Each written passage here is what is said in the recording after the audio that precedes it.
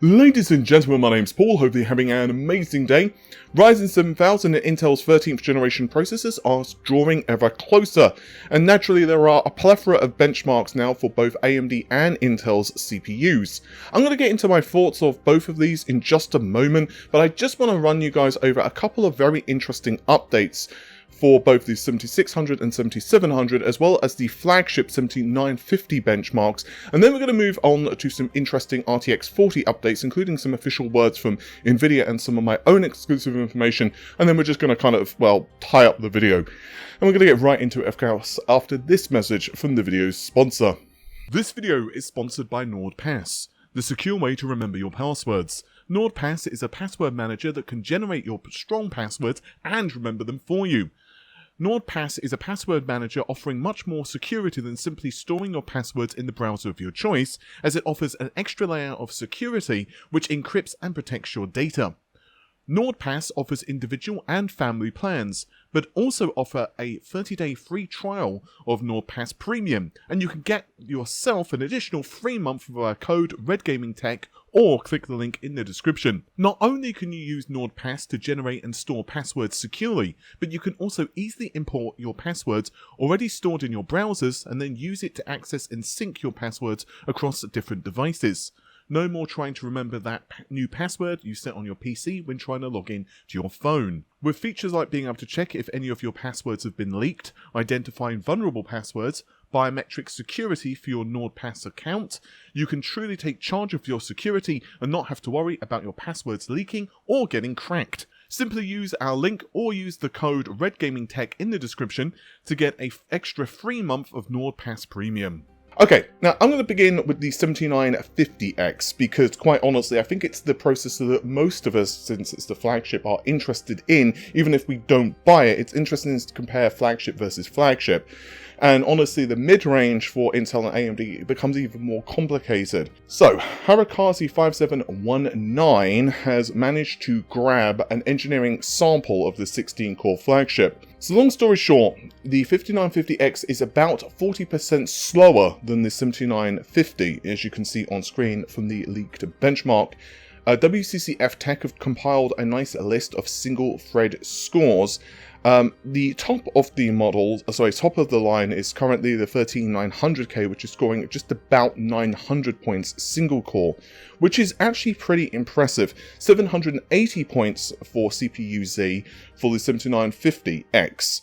Now, obviously, the different 13th generation SKUs go up and down in single core performance based upon their relative clock frequency, and I'm not going to read out all of them here. So the engineering sample 7950X here is scoring almost on par with the 13900K with some asterisks, and we'll get into the asterisks in just a moment, because I also just want to run over real fast some benchmarks for the 7700 and 7600X.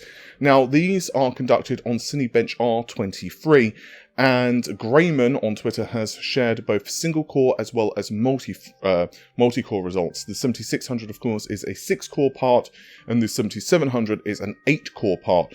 So basically speaking, we're looking at just over 2,000 points for the 7700 for single-core, and around 1,900 for the 7600. This is compared to 19,800 whatever, because it's X'd out, and 15,100 whatever for multi. And if we compare that to Intel's Raptor Lake, videocards.com have done a really nice compilation of results here. Well, basically speaking, the 7700 is about on par, a little bit slower actually than the 13700. It's between the 13700K and the 13600K with the leaked benchmarks we've got.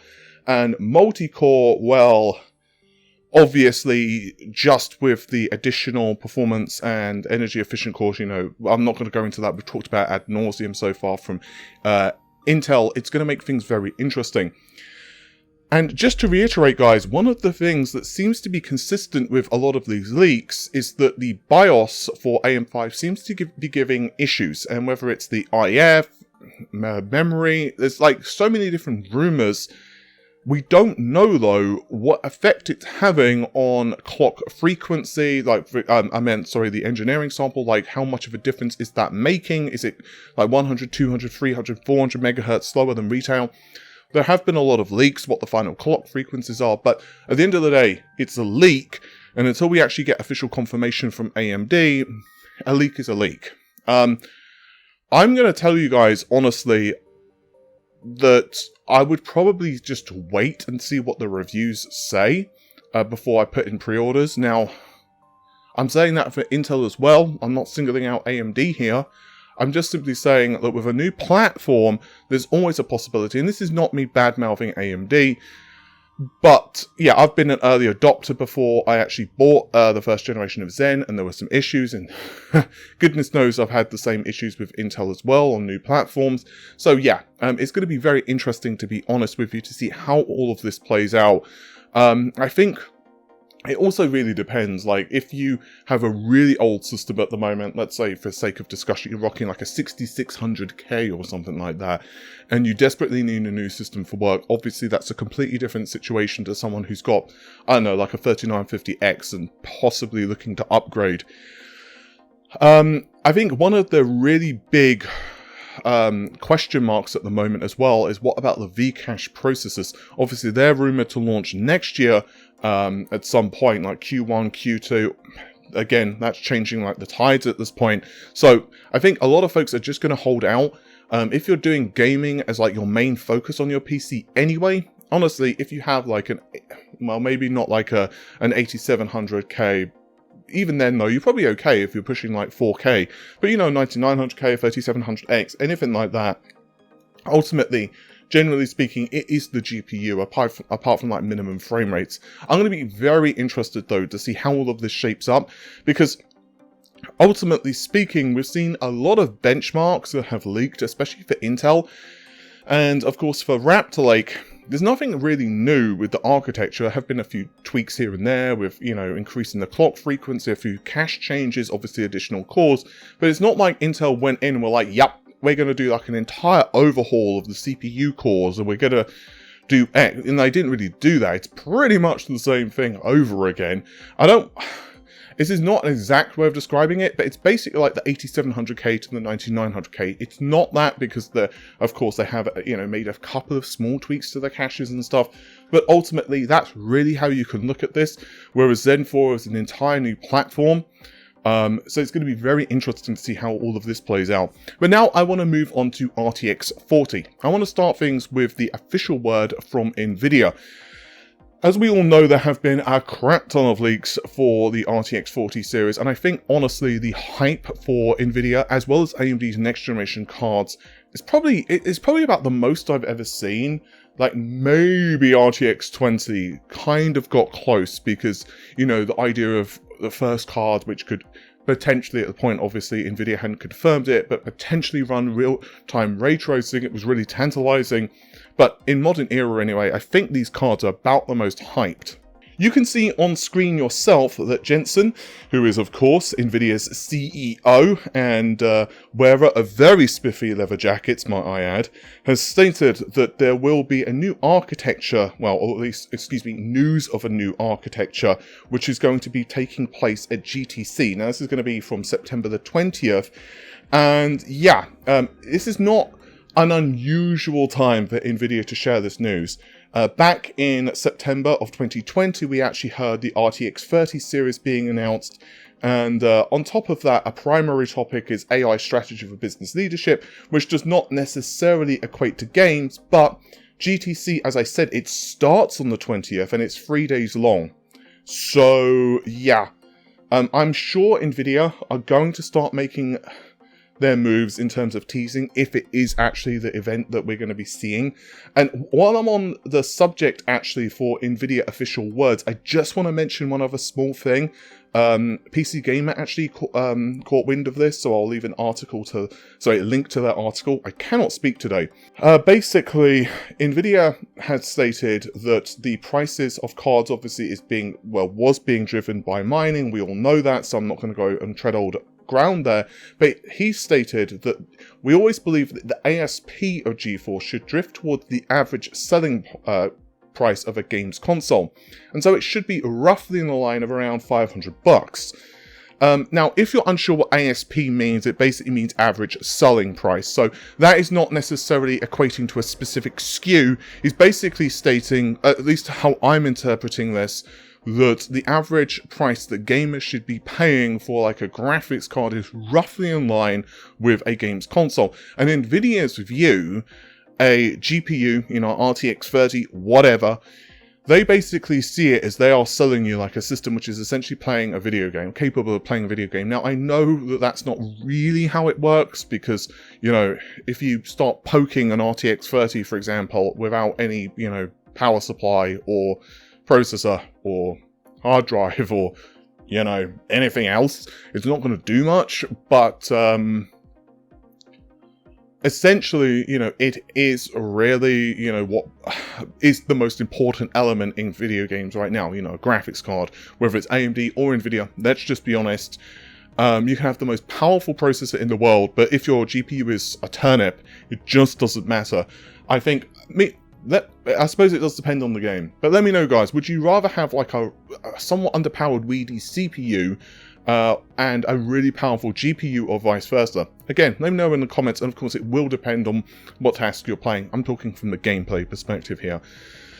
So, and this brings me to a couple of very small updates for myself for RTX 40. This is not a huge thing. I'm just mentioning it here because one of my sources who actually gave a lot of the, you know, lower TDP information and a couple other things which have proven to be right for RTX 40, as we've found out. Basically, they've given me a couple of very small updates for RTX 40 in terms of the architecture. I do not want to quote them verbatim, but essentially, I was told that there is an entirely new SM. I don't think anyone really was surprised about that. But basically, this new SM, it doesn't seem to be an exact clone of Hopper, but it certainly uses a lot of the technology. It can do SM to SM sharing and asynchronous execution, and it doesn't seem to need to go towards like the caches or anything with that. So in theory anyway, what it should mean is that the GPU is much more efficient and capable of utilizing additional SMs. One of the issues with RTX 20, for example, as well as RTX 30, is oftentimes there would be elements of the GPU or parts of the GPU which are just simply not being fed, they're not being utilized, and Nvidia want to fix that with RTX 40. I was also told that Ada needs much less VRAM bandwidth for similar performance just because of the additional changes to the caches and other stuff, quote unquote, inside. I'm trying to be careful because I don't want to give too much information of what they've said. I don't want to read it verbatim. But furthermore, we're probably going to see 102 as well as 103 unveiled at GTC. But, and this is the key here, it's much more likely, at least in my opinion, that the highest end will launch first. And there's so many different rumors with the release date, it's very difficult to know, to be honest, like what the plan is. I know that RTX, you know, we've recently seen reports, of course, that the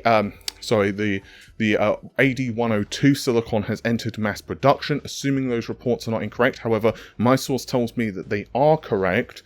So it's going to be very interesting. Honestly, around this time, it does make sense for what Nvidia have, you know, really been aiming for with its, you know, financials. If you look at the, you know, Nvidia's various quarters, basically speaking, roughly, you know, Nvidia would need to enter mass production now, so that by, let's say, September time, or more realistically, I think early October time, RTX 40 will be on store shelves. Now, how many different SKUs will be on store shelves, I don't know.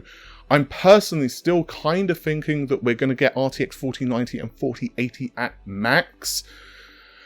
And then we may see other GPUs kind of fill out the lineup later on. For example, we might see like the 4070 launch next year. But honestly, that is not based upon a source. That's just spitballing at this point, because there are so many different rumors in terms of the release schedule, and we all know what's happened with AMD. I'm not going to kind of go into that whole thing again, but again, you know, just really briefly, M31, the flagships seem to be in November, but the mid-range is, of course, next year.